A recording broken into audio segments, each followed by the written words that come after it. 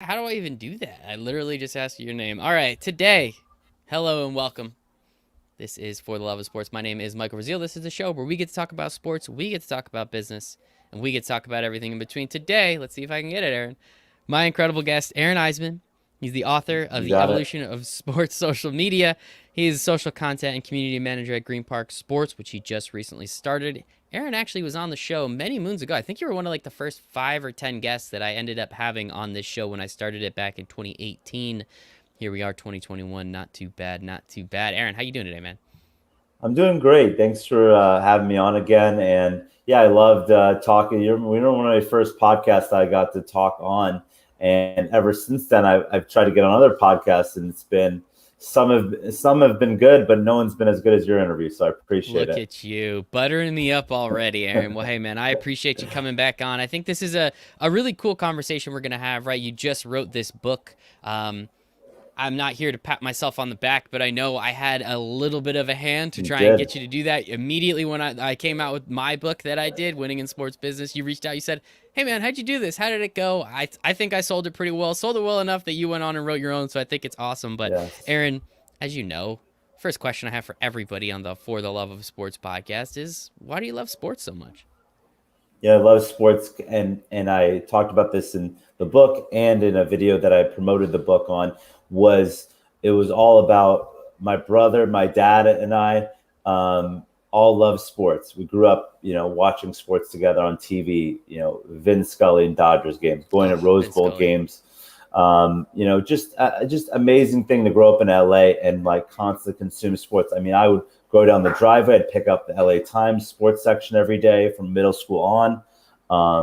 I would play sports at sports camps and in leagues all over the Los Angeles area, and just consume it as much as possible. And I think that's where my upbringing was. It might have been the Jewish religion, and then number two religion was sports. So it was definitely a big part of our lives, and just the way we bonded, the three of us. So I enjoyed that upbringing, and I think it helped me to where I am today, still in the sports industry.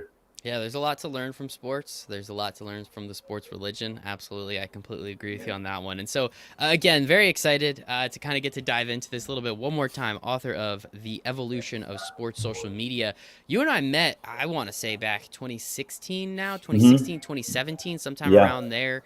We ended up meeting in person eventually sometime in 2018. I want to say at hashtag sports. So we've kind of been 2018. Yeah, connected a little bit. We kind of have kept in touch, had these conversations from time to time. And I've always known you as the guy in sports social media. I know you've worked with some really cool clients. You worked with some NBA players, if I'm not mistaken, some agencies. So I yes. always knew you were doing some cool stuff, doing some cool things. And then this idea for this book came along. So before we actually dive into the actual meat of the book a little bit, I want to understand why you wanted to write this book, because I kind of did it because I was a little bored. It was the middle of a pandemic, and I said, you know what? It would be cool to write a book. That's fun. I know you're coming at it from a slightly more different angle, though. So, Hmm. why did you want to write a book, man? Tell me about it. I think always that writer background, I mean, had that itch to like write a book one day and do it. Um, uh, you know, Try to write it, see what happens, and see the audience and the feedback I get from people. And sports social media was my topic for the last 8 years. Graduating college with a journalism degree, I really didn't know, am I going to work at a small town newspaper in Arkansas or some random state, or am I going to do something that is more in the digital space? And I took that digital route, that right turn in my career, and worked for companies like a Turner Sports, Bleacher Report, and the NFL. And those companies really built up this educational basis of how to best reach the audience, engage with them, and build up a following that you can really generate revenue off of and such. So it was really, I wouldn't say this was, would have been what I wrote the book on 8 years ago. But I think because of I saw a need for this book in the market. There's been textbooks written about sports social media, but no books with real life stories that is engaging from the people who grew sports social media from early on. And yeah, I just felt the need this book needed to be written. I always wanted to write a book, and you told me about the Georgetown University writing course, and it really helped me a lot. At first, I thought I had imposter syndrome, but I just kept going with it, and the book's turned out great. That's awesome, man. Yeah, I'm extremely excited to read it. It just came out. I know I contributed as you did for me in the pre-launch phase. You got to get those dollars up. So I was very Hmm. grateful that you did it for me. Of course, was very excited to then pay that forward a little bit and do it for you. And I guess Thank you. kind of why. So you said 7 8 years ago this would not have been the topic you picked to write a book on. Why was this the time? Why did you want to write that topic now though? Yeah, I think I didn't have enough experience maybe 6, 7 years ago. I would definitely not have been the person to write this book. But as my experience grew in the corporate environment I worked in, the different places that have been some of the top places for sports social media. I mean, Bleach Report really changed the game in 2016, 2017, 2018.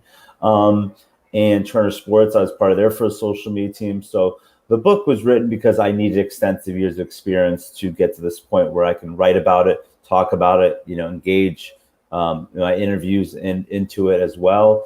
And overall, just it was a process to get to this point. And I don't think I would have wrote it. Most people won't wrote this book 6, 7 years ago because the industry wasn't as big as it is now. And I think now was the right time to write it. And I've gotten a lot of good feedback on the book so far. So I really enjoy the process of going from not knowing much about the subject 6 years ago to try to become a thought leader, industry expert in it now, and have a book that's really can educate people on the evolution of sports social media and where it's gone from 2010s to now. Right? Social media was such a kind of not quite an afterthought in 2010, but like it's always funny when you see those first few tweets from athletes, right? It's like, "Hey, going to get Chinese food." It's like, "What?" Like this is what the internet has completely changed. I mean, we're on Twitter like Oh 3.0 at yeah. this point. So I think it's really important to understand that obviously sports social media has evolved, but personally when I was writing my book, I knew that there was a couple turning points, having conversations, right? You interviewed over 100 people. You developed so many relationships. You were able to learn from others doing this. How did the idea of the book evolve, right? That first time when you went and talked to Professor Coster, shout out him. He was Hmm. absolutely incredible. Yeah, he's Helped great. me significantly. I'm sure he helped you as well as many other authors. So really appreciate him for that. The first time I talked to him, the idea was one thing. And by the time the book got published, it wasn't completely different, but it was another thing. So I'm kind of curious Hmm. along the way through those conversations that you had, talking to your friends and family, but also the people in the book, how did the idea for the book evolve where you feel like now it's probably much more fleshed out and better than it was that first initial idea that you had?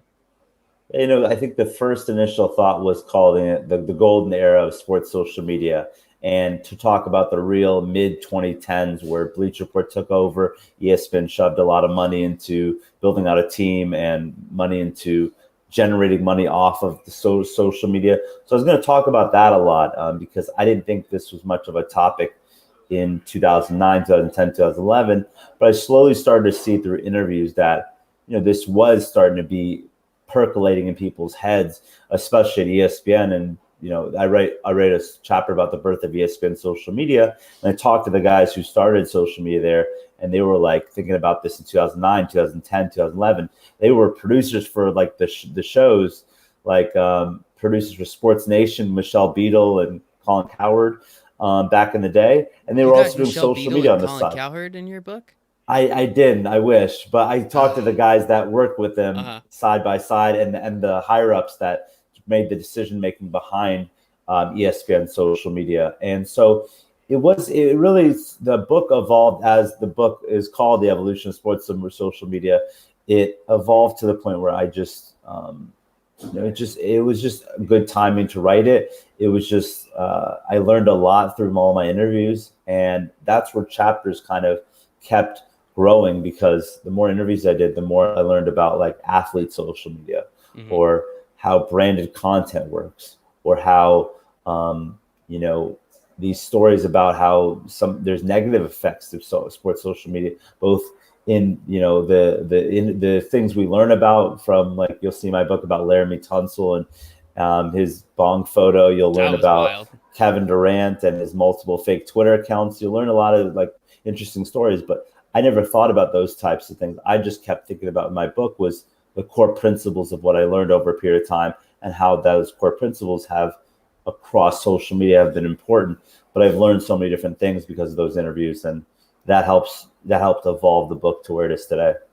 Yeah, and I think it's really important, right? Like as you said, you've been doing this. You were at Bleacher Report, you were at Turner when they first started to implement social media. As I alluded to and spoke about before, you worked for NBA athletes and agencies, and Hmm. you did Yeah. all of that. So you're clearly, as you already said, you're an expert in the space. Now you're a thought leader because you put your thoughts onto a piece of paper and you let other people read about them, right? So I think that part just it evolves you, I guess. Well, to Yeah. stick with that theme, I guess I'm kind of curious through all these conversations, like what are some of the things that you personally learned? Again, being in the space as long as you have, what have you learned that you're now able to bring back to your job, to bring back to your personal social media accounts that you can say, I learned this talking to this person, it worked for them.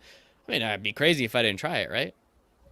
Yeah, I think I learned a couple things. The extensiveness of athlete social media monetization.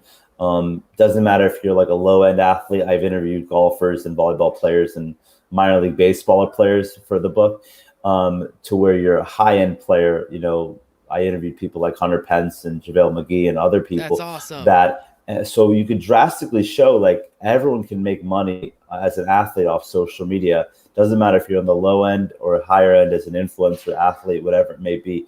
I learned that each person, each athlete has their own rate card and their own agent or manager that says, like, I'll bring you deals and see if it works for you. Because there's so many brands out there that want to put money towards athletes, whether you're a top end NBA player getting minutes every night as a starter, or you're like the lower end volleyball player that's, got a deal. Like I interviewed these guys, the McKibben brothers, who's sand volleyball players, and they do well because they have Wilson sponsorships. They have, I think, a Lululemon and an Oakley sponsorship, and they all did that because their YouTube channel just took off. I mean, they're good on the sand, but they're also amazing off the sand. And so I learned about athlete monetization a lot more. ESPN social media was an important part of the book because it's understanding the genesis of these jobs, people working production, then going into, we need to hire people full time doing social media. There wasn't a thought in people's heads until 2010, 2011 to actually hire people to do social media full time. Most it was the marketing people or the PR people, but that was really fascinating to learn that. And then just deep diving into, bigger topics. Bleacher Report, why Bleacher Report started social media, how they took over. Omar Raj's story about House of Highlights was really Hmm. fascinating to go build out a page that has, I think almost 40 plus million followers across the board, Instagram, Twitter, every platform. So learning these stories were very vital towards my education on the evolution of sports social media, but also just where the industry was, where it is now, and where it's going. It was really valuable lessons I learned. Yeah, and I think this is, I mean, it's really important for athletes, as you said. Just about anybody can make money off social media, right? Like I don't have too many people subscribed to my YouTube channel, Yeah, but I just got an email recently that said, "Hey, if you want to start sponsoring some of this stuff and getting paid a couple bucks," I was like, honestly, exactly. no, I'm good. The 15 cents is probably not worth it to get people pissed off when they watch my YouTube page at this point. But I Yeah, am kind of yeah. curious, like with the book again, the evolution of sports social media. How did I guess what's it about, right? Like the Mhm. title is very open and honest, I think. It But like, is. talk to me if I'm flipping the pages, if I'm turning this a little Yeah. bit. Like, talk to me about some of the things that I'm gonna learn personally that I wouldn't have learned somewhere else. Yeah, I think I learned these different concepts that were, very interesting. Like we people would talk about stopping the scroll. That's a big part of like the Mm-hmm. XFL. The guys I talked about the XFL social media about stopping the scroll and about like mind blowing content and like these words that were just like, at first foreign to me because we used to call it like content buckets or viral Mm-hmm. content. And then it turned into, you've got to stop the scroll these days because there's so much content being thrown at the audience. So, new terms I learned, but yeah, the book is in depth. Like I said, it talks about ESPN, Bleacher Report, House of Highlights, but then it goes into content is king, which is a big essay that I read about. Bill Gates wrote this 25, 30 years ago, and it was interesting to write a chapter about how Bill Gates most of his knowledge was right about how content is so important in the internet age. and how it's become important in social media and stuff. So like learning about content, writing about different types of content in different chapters, writing about strategy, how important that is. I say in the book, if content is king, analytics are queen. So I talk about analytics in the book. So I talk about some major talking points, including athletes as well. But it's just, yeah, it's really a broad topic, but I try to focus it on certain major topics and give a Google spin on it. And, my writing style is trying to speak to the audience like I'm Mhm. talking to you. And I hope that comes across in the book. And I hope you learn a lot, things that you didn't know, things I didn't know. I mean, I'm probably gained a ton of knowledge by interviewing people and talking to people. But it's just been a great process getting to write the book and actually getting to, accomplish it and finish it and publish it and sell it on Amazon. It's been great. But yeah, I learned a lot throughout the process of it. And congratulations for that last part, man. I remember the first day that my book went up and I was selling it and it was awesome. Yeah. And all my friends and family, they were congratulating me. And I mean, as you know, you and I were talking a little bit beforehand, you allude, the analogy you made was it was your baby because it literally Yeah. took 9 months to get this thing from the start of that Georgetown program with Professor Coster to actually publishing it and getting it out there. Yeah. It is absolutely incredible. So again, you deserve all the kudos and congratulations. One Thank quick you. comment before I ask my next question. I also like to think my writing style is like I talk to the audience, but that just means a Hmm. lot of run-on sentences. So I appreciate all the editors that worked very We hard do. on Yeah. my book. They were fantastic. So I'm curious. You bring up. I mean, you brought up JaVale McGee. You brought up those the two brothers that play um, beach volleyball. Who else were you Hmm. able to interview for the book? Because it sounds like, I mean, JaVale McGee's YouTube page, by the way, is pretty wild. So if anyone out there doesn't pay attention It's to it, that guy knows what he's doing when creating it's content on YouTube. He amazing. gets, I remember during the bubble, he would get millions and millions of views on kind of what a day in the life was like, which was really cool because we weren't seeing that anywhere else, which I think is important. Yeah. So who else do you have in the book, and what were some of the cool conversations you were able to have? Well, the JaVale McGee, just to touch on that, like he Yeah, didn't even know if he was going to bring a camera to the bubble. And next thing you know, he brings a camera. I talked to Matisse Thybulle as well. Both of the guys just nice, blew up on social media on YouTube specifically because of their great videotaping, editing, all that stuff was pretty cool. But yeah, Lee Steinberg, the real Jerry Maguire was cool. incredible. Yeah, Dave Meltzer, who I think yep. you had in your book as well. I had him in mind. Yep. Guys like Jamie Horowitz, who's president of Fox Sports, who's really interesting to talk to about just the macro levels of sports social media. And then athletes, Hunter Pence was cool, like JaVale McGee, Matisse Thybulle were cool. Some of these influencers like Tisha Allen, who's like a big time golf influencer, really cool to talk to. And this guy, Alex Katz, he's a minor league baseball player / he played a little bit the majors here and there, but he's got all these businesses that he runs, and he develops the business plan through social media and how he does sales and stuff through that as an alternative source of income. So you'll learn a lot of great things in there. And I mean, I think there's just some fabulous interviews. I mean, I talked to the heads at ESPN, at Fox Sports, at Bleacher Report, at the NFL, at some people at the NBA. So it's, maybe those aren't the biggest names, but when you find out what their position title was or is, it's pretty impressive to see their growth and how they went from maybe the digital world to the social media world to, wherever it heads next. But there's some great interviews in there. And, I appreciate all the people that were able to hop on and talk to me about this. Jamie Horowitz, man, like that's a huge get, right? Like that guy he's very important in Fox Sports, which is one of Yeah. the major players in all of sports media. So I mean, I Yeah. think that's incredible. He You was kind like, of let me hit that text one. Colin Coward. Yeah, he's Yeah, like, let me text Colin Coward and see if he can hop on your book. And Colin was like too busy. Maybe this was during uh, during baseball playoffs or something, but he was too busy still for pretty me. cool. But it was cool that he's a text away from Colin Coward and their buddies. So, and I grew up listening to Colin Coward on 7 Yeah. ESPN radio in the Mhm. mornings going to school. So to get to potentially talk to a person like that was really cool. Still cool. Hey man, you're still only one Yeah, degree away. Doesn't mean you can't start helping Colin yeah, Coward with his social media soon. And about what about exactly. the experiences that you had? I mean, interviewing these people is super cool, right? And then learning about what they've done and their experiences. Like, what did you gain? Not just like the I guess like obviously the information from the interviews, but I Mhm. feel like there's certain people I talk to that just get me jazzed up a little bit more, that make me think a little bit harder in different ways. Like, what were some of those kind of ancillary things that came from some of these big interviews you did? Yeah, like it's interesting because like some of these people are connected to the people that I talk about in the book. Like, Dave Meltzer had a connection to Microsoft and Bill Gates, and I asked him about content is king, and he gave me a full in-depth answer why it is. But there's other things you need to be focusing on, not just content. And you got to focus on the audience, and you got to focus on the paid money behind these posts, and all kinds of things. So I thought he was really fascinating to talk to. Um, yeah, and then I just learned a lot of different things from different people about where social media was in the past, where it is now, and where it's headed. Very content focused people, strategy focused people. I think people I need to realize, and I write a chapter about it, is like social media is more than just what am I posting today. There's a lot involved these days about how much money am I putting behind a post, how many posts are going out this week, next week, and the week after. What are those posts exactly? What is the content behind it? And overall, you just learn like there's a lot to social media more than people think, and sports social media is just $1 billion industry these days.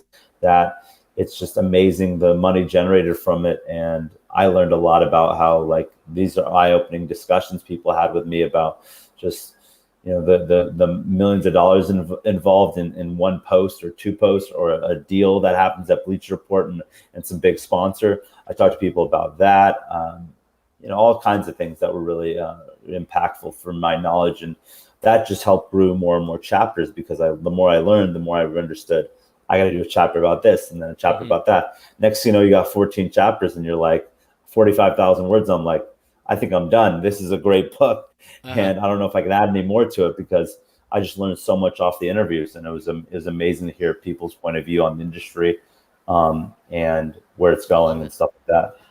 And on that point, right? Social media is a ever evolving, but b very quickly evolving medium. Where right, like TikTok wasn't a thing until like Yeah. it was around, but then 2020 happened and the pandemic happened, and it absolutely exploded. And now more people are watching videos on TikTok than on YouTube on Android devices. I think that was an Hmm. interesting statistic that I Yeah. saw recently. So how did you how do you kind of address that aspect of it, that hey, this is a great book and you're going to learn a lot about it, but edition 2 is coming out in a couple years and it might not be completely different, but there's going to be a lot more and a lot different information in that one. Yeah, I personally in the book talk about how we got to know that you got to know the past to advance in the future and whatnot. And so, like I talk about these places like 6 Degrees and Friendster. You might have never heard these places, but I think one of them had 100 million users at one point. And so it's interesting to learn about that type of stuff. And then I was obviously AOL Instant Messenger. I The had best. my screen name was Hoopstar ASE, and ASE is my initials. So there was that, and there's Facebook and MySpace, and then it developed. I mean, at I think some of our biggest platforms at Turner Sports in 2014, 2015 was Vine before Mhm. Instagram became bigger in 2015, late 2015. Twitter was really big for us. I mean, the character count was nowhere near what it is today. It doubled up, but it's cool to have a platform like that where some people couldn't even use it to do imagery or videos back then, and now it's just a cool platform to use these days and how it's evolved. And then yeah, like you say, like you don't really know exactly where things are going. TikTok, Instagram picked up like crazy, got bought out by Facebook, Snapchat, then TikTok, then who knows what happens with Twitch and Clubhouse and all these other platforms. I've even heard this one called Clash. That's all about influencer. Keep your eye on that. They're a former Vine influencer turned into it monetized his Vine so much that he started his own company called Clash, and that'll be a cool app to that's kind of TikTok but with more influencers. That'll be interesting to see. So there's all these platforms that allow people to evolve, and the platforms evolve, the people evolve, the consumption habits of the audience evolves. So you got to be constantly curious about the trending topics of the industry and where the next platform is, because you just don't know. I mean, I use Snapchat heavily maybe 2 or 3 years ago, maybe more than that. And now I don't use it at all. I mean, maybe that was because Kylie Jenner did a tweet saying like, I don't use Snapchat anymore, and it just dropped the stock like crazy. But that was a cool random fact. But yeah, no, I think you, as a social media manager, you always got to be aware of what's the next platform and how can we best utilize it for our audience, and what does the audience actually react to, what types of content on that platform. And if you're not ahead of the curve, you fall behind, and other people kind of take over in the Mhm. industry. And that's just what's happened, one domino of the next in terms of sports social media and these different companies that I've talked to. Yeah, right. Like just specifically on Instagram, right? There was Snapchat, so then Instagram made stories. And then there was TikTok, so Instagram made Yeah, reels. Like, yeah, as much as most people don't really love Mark Zuckerberg and kind of what he's done, dude knows what he's doing when it comes to business. Like, hey, this is a good idea. I'm just gonna completely copy it, take it, and make yeah, this bigger. And hey, he's been doing his thing there. smart, One very thing, smart. Yeah. hey, dude's worth a couple bucks, so you got to give him that. And then the metaverse is coming, which is gonna be really interesting. So we'll see how that one goes. One thing I talked about, obviously, my entire book was about how to get a job in sports because I know a lot of people love sports and don't realize that you can get that job in sports. At least I didn't when I was 18. So I wrote a book for college kids. Again, it's called Winning in Sports Business. It's completely free if you want to just ask me. They like the whole goal of the book was to get people to understand that you had to be different. You had to do different things. Now, you just told me right before we got on, and I noticed it recently. You just started your job at Green Park Sports, your social content and community manager. Was the fact that you were writing a book or in the process of writing a book or publishing a book, do you think that had any bearing on you getting that job, or were there interviews from the book that you did that got you there? Because that's something that I preach is Hmm. like everybody's going to have good GPA, especially coming out of school. Everyone's going to have a Yeah. cool uncle that works for Bank of America. Everyone's going to do Yeah. all of these things. You have to do something different. And I think creating content and doing those things, that's why I got my job. I can guarantee why it's one of the reasons I got my job. So I'm kind of curious, did this help in any way, shape, or form, you think? Yeah, I think it definitely did. I think you could play the book card in interviews and say like, Oh yeah, dude. you could say all your experience, and then on top of, I'm like, I also wrote the book about sports social media, and it's The it's on book. Amazon. The Yeah, I book. want You to say wrote the book, the book. I like it. because you gotta have some confidence in yourself and some swag in these interviews, because you can talk endlessly about your experience and say, I did this and I did that, and I have these numbers and whatnot. But what, like you said, what does distinguish yourself from all the other people? And sometimes it's your characteristics, sometimes it's what people say about you, sometimes it's what you have done in your career, what you've accomplished. You've won big awards, or you've done this or that. I haven't won the big awards. I haven't been promoted to VP of social at some place. Maybe one Yet. day I will. Yeah, but I wrote the book and I used it to my advantage. And so when I was doing interviews and stuff, for full time jobs, it was like, really, you did sports social media book. And it's like, yeah, I did. And you can get a copy if you want on Amazon. And it was really cool. But like I said, it's always good to bring out the book card and other things that you've accomplished in your life. And you always got to find a way to separate yourself from the thousands of other people. Randomly, as a side story, I applied to Turner Sports. And I didn't find out till later, about 10,000 people applied for 9 jobs at Turner Sports to be part of the first social media team there. And I was one of 9 people to get that job. And that's where my career just took off into a whole different, stratosphere, because I just didn't realize there was a career for me in sports social media. I thought I was a writer. But things change, and you just got to really find ways to get in the industry and break through. And the book obviously helped a bit. Yes, I do think it's very important for people to understand that you got to do something just a little different because everyone else is going to have a really sweet resume too. And obviously, you were one Mm-hmm. of 9, and that made your resume look even cooler. And now you're doing what you're doing. So, talk to me a little bit about what you are doing at Green Mm-hmm. Park Sports. Again, you just started recently. I know you're working on a really cool NFT project, or you have been. So, talk to me a little bit about, I guess, what you're doing, and even let's take it a step further, what you learned from the book that you're able to implement immediately in this new position that you hold. Yeah, no, I think there's a couple things. Was hired to really drastically change their social media plan and strategy, to think of places like Discord, which I didn't bring up earlier, which has been a fabulous platform for Yes. us to connect to the audience. And I think people got to watch out where Discord goes in the future. I think it's a great platform. But like specific content plans, I'll explain. If you don't know Green Park Sports is, I think you probably learn about in the next 6 months. It's a sports mobile game that is deep into the sports metaverse. And what I mean by that is it's anyone 13 and up around the world can play this game, can, wear different things. We have digital rights to the NBA, La Liga, and League of Legends. And eventually it will be more leagues that we announce next year. And as part of that, people can showcase their fandom. It's supposed to be a fan world. Basically, like if Reddit is for the computer, our game will be for the mobile app, and for who knows if it'll be in the VR world in the future as well. But what it does is, and how my job relates to what I do, is how to promote these leagues that we're involved with, how to promote the big games, how to promote our specific content. But what I learned from the book was this is high level strategy that goes into what a company needs to do these days. And that's why I was hired, is to think of these high level strategy ideas, content plans for NBA at Christmas. There's La Liga, there's a match called El Derby, and El Derby is Atletico Madrid versus Real Madrid. And I've got to think about that. I'm talking to people in Spain this week about what are we going to do in a month from now for that game.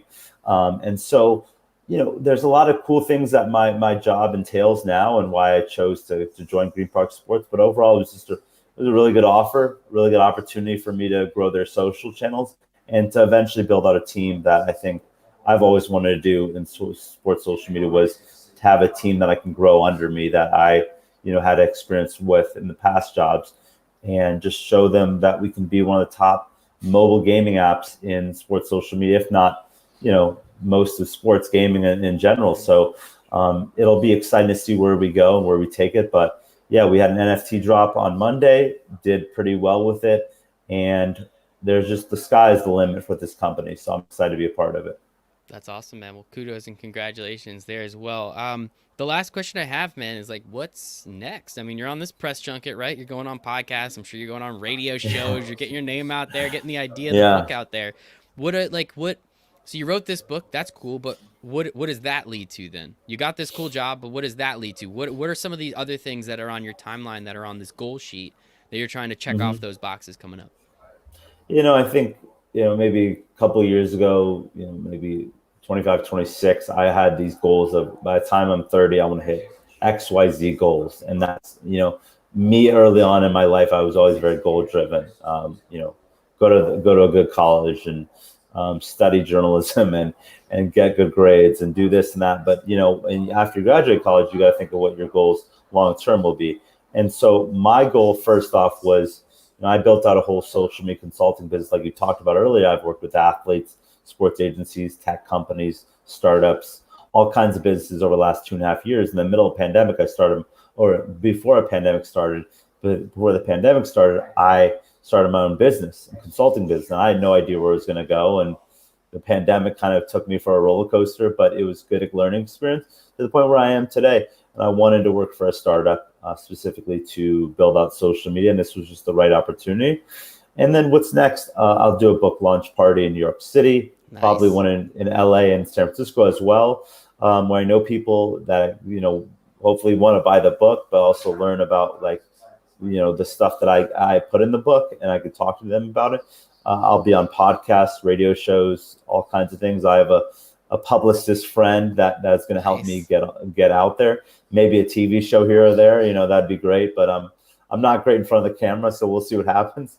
You're doing great, man. I mean, don't strike yourself down like that. You're doing just fine. Thank you. It's a lot of experience. I mean, I probably wasn't good in 2018, 2019 when I was on your podcast, but experience gets you better and gets you turn a well-oiled machine. And so, yeah, I mean, there's a lot of things and opportunities that I want out there, but I have like a vision board, and there's just things that are in the web of some things that I want to learn, some things I want to do better at, some things I want to grow into, and some goals that I want to hit.